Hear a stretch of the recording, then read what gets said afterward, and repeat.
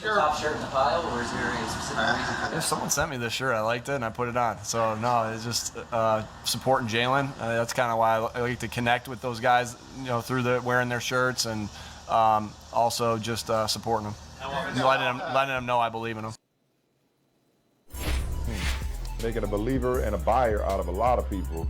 A lot of people wearing Jalen Hurts shirts after what he did against the Falcons on Sunday. Largest one-day spike, this is from a few days ago, largest one-day spike of any NFL player with an increase of more than 500% according to Fanatics. His jersey was the number 2 best-selling NFL product behind Mac Jones. But he opened more eyes week 1. Now granted, it was against the Falcons. But here's the thing, man, and just kind of going back to this theme that we've been having, staying in the NFC East, but also just this theme of finding quarterback. Like, sometimes it's Trevor Lawrence, it's Zach Wilson, it's Trey Lance. They're blue chip prospects. You trade up to get them. You take them 6 overall, like Daniel Jones, wherever you think they're the guy. Sometimes you take them a little bit later. Sometimes you don't take them at all. Sometimes they take not always a linear path to the starting job. But in the case of Jalen Hurts, second-round pick, controversial second-round pick at the time, given the presence of Carson Wentz. And even in the offseason, we talked about this with his quarterback coach, Quincy Avery. He was always going to be the starter going into this year. But there seemed to be some reticence or some skepticism about whether or not he was the long-term guy. And I can say with a high level of certainty that Howie Roseman and the Eagles have been front and center, trying to get Deshaun Watson out of Houston. Deshaun's not interested in going to Houston, and as we know, Texans have a exorbitant asking price. But let's set that aside for a second. I won't get too far off track on the Texans. But point being is that, hey, after last year, is Hurts really the guy long term? And even this offseason and going into the season, is there a way to get Deshaun Watson? Is it possible to upgrade? And Michael, you know this, man. Sometimes the best purchases and sometimes the best trades are the ones you don't make. Right. And yes. Again, second round pick. This dude is he's not some scrub, Heisman runner-up, Alabama and then Oklahoma. He's not, he's not a nobody. But even his own organization, as of a couple of weeks ago, was still in the market to upgrade. And as of now, Deshaun Watson, allegations notwithstanding, certainly would constitute an upgrade. Don't get me wrong. Don't misunderstand what I'm saying. Okay. Talent-wise. What I am saying though, talent-wise. Yeah, I said allegations notwithstanding. No, I'm not even talking about the allegations.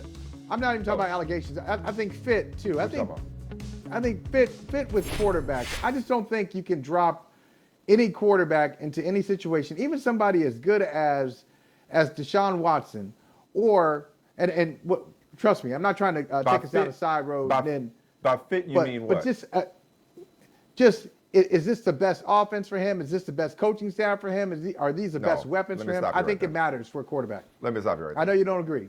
I know you don't.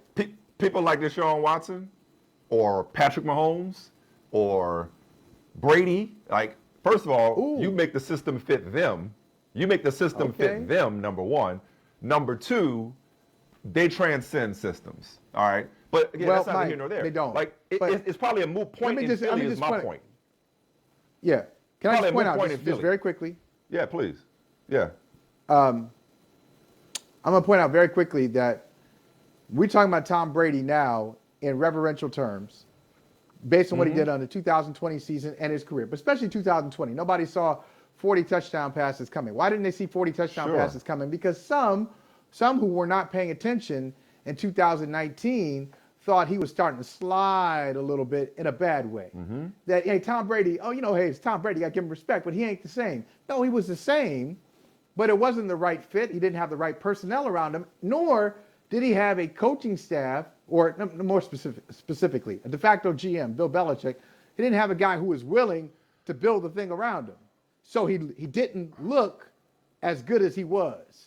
That's all I'm saying. You still have to, even with those great guys, You need some systems in place so you can live your best quarterback life.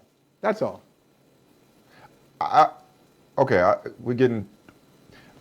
I don't disagree that the I'm quarterback leaving it needs alone. support. I don't disagree that the quarterback needs support and cast. I'm saying a quarterback the caliber of Deshaun Watson, you don't think about, oh, is this the right system fit for him? It's like, yeah, he is the system. You know, I mean, like, oh, is this do we have the right personnel? Yeah, we'll put it around him. Like, what does he do? He didn't always have great personnel everywhere in Houston. I didn't want to get off to Deshaun Watson. The conversation I want to have is about Jalen Hurts and about the fact that one of the games I am like truly focused on this week is 49ers Eagles. Because part of the process for these young quarterbacks, Michael, as you know, is consistency. And, you know, not to overreact to one game and think, you know, Jalen Hurts is second coming to Randall Cunningham, but, you know, he seems to have it. He's got the respect of the locker room, which, as you know, is huge. We know about his athleticism. We know about his work ethic. Consistency is the thing that always evades these young quarterbacks. So a lot of things I'm looking for in week 2, but at the top of the list is what does Jalen Hurts have in store for an encore with his former Alabama teammate Devontae Smith, with Jalen Reagor. Look, it's also a young offense, especially at the skill position spot. And watching, to your point, watching them grow together, watching them grow with this rookie coach. Fascinating. I mean, the Eagles, you talked about the NFC East, Michael, being wide open. The Eagles certainly weren't at the top of a lot of people's lists coming out of this division with Jalen Hurts, just like Hurts wasn't a given to be the guy long-term for this franchise. One game at Atlanta, but add him to Taylor Heineke with the football team, Daniel Jones with the Giants, even more so. I like what he did last year. I'm glad they moved on from Carson Wentz.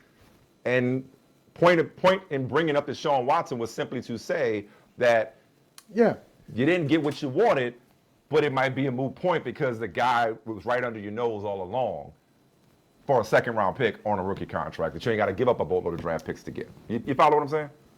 Yeah. No, I got you all the way.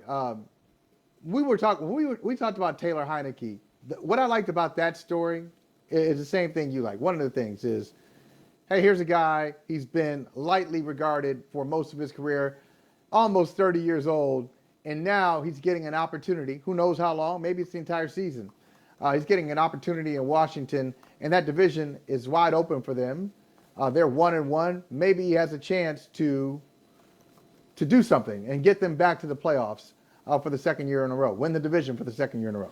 So just that underdog story. I like that. See, but what fascinates me about Jalen Hurts is how he's thriving. One game, I know, but how he's thriving in Philadelphia. The head coach is wearing his T-shirt, and his jersey sales are up. And that wasn't quite the story last year. So we have quarterbacks. The quarterbacks on the field have quarterback coaches. I'm starting to think that general managers might have to have quarterback coaches too. But on the field, those quarterback coaches are helping them during the game. In the front office, maybe the quarterback coaches, life coaches for GMs, how to handle your quarterback, just to kind of tell you the psychology. Quarterback counseling. Couples counseling. I mean, quarterback just getting inside the head of a quarterback. Back in the day, Peter King had a book called Inside the Helmet. So inside the helmet with the focus on the quarterback position. Because I think part of the reason Jalen Hurts is doing well is because Carson Wentz is gone. Simple. And we debated that. Remember, Mike, we just all last season. Well, hey, if you Carson Wentz, you just got to go out and handle your business. You got to know how to take care of this. And Jalen Hurts, well, don't worry about Carson Wentz. Go ahead and do your thing. And then when Jalen got in there and they wanted to take him out at the end of the season, it was just all this stuff around, hey, why'd they draft a quarterback? Same thing with Aaron Rodgers, right? We talked about Rodgers a lot. How he was unnerved or just a little disappointed. Unnerved is too strong. I was disappointed they drafted Jordan Love. There's just something about the psychology of the position where certain guys, not for everybody, but certain guys, they're not going to perform until certain guys, yeah. Certain guys aren't going to perform until you got to clear the decks for them. And you got to let them know that they're loved. No, because I don't think I don't think this applies to. I don't think this applies to Jalen Hurts. I don't, because You don't. Jalen Hurts. No. Jalen Hurts. Why not? Jalen Hurts was fine either way. Like I don't. So unlike Carson Wentz, who was unnerved by all accounts by the selection of Jalen Hurts in the second round. I don't think Jalen Hurts cared whether Carson Wentz was there or not. I think you started what you just said, which I agree with your point in general, but you started off by saying, like how to deal with quarterbacks. They're unstable creatures in many respects. They're sensitive. Right. You got to treat them with kid gloves a lot of times. Say, bro, look, Jalen Hurts, man, that dude, he showed me what he was about when they gave the job to Tua in a national championship game. Then he sits on the bench, doesn't transfer, sits behind Tua the next year, and then rides to the rescue in the SEC championship game in the same stadium. Then goes to Oklahoma and balls out. So I don't think if somebody was unbothered about that situation, it was Jalen Hurts. So I think Jalen Hurts would have came in and competed and probably been more of a problem for Carson Wentz than Carson Wentz would have been for Jalen Hurts had for some strange reason this relationship continued. So I agree with you in general. I don't think it applies to Jalen Hurts. I think this dude is built different. I think we talked about this last year. He's built for Philly more than Wentz ever was, with all due respect. And Wentz had some good moments, and he looked like he was on his way up. But I would say Jalen Hurts, something about this dude that you talk about fits. He fits the fabric of that city, if I may say so from afar. You want to get the last word before we go to break? Say that? No, fits the fabric of the city. We can go on that. I mean, that's a big statement. Now, if we dive into that could take the rest of the show. You're comfortable saying that Jalen Hurts, what you've seen of Jalen Hurts, the little bit you've seen of Jalen Hurts, you think you can say he fits the fabric of Philly? That's a big statement. I mean, he's tough enough. He got thick skin. He's tough enough. He's resilient enough. He's a hard worker. He's a leader. He's got, I don't want to say swag. I'm tired of saying swag. He's got confidence. Yeah. You know what I mean? He's got that aura. Yeah, he's got. I don't want to say swag. He's got that it factor. You know what I'm saying? He got everything you look for. Can he be consistent? And that's one of the big storylines for me going into week 2. We'll unpack more week 2 as the show goes on. But can he be consistent going against the 49ers? Very talented group. So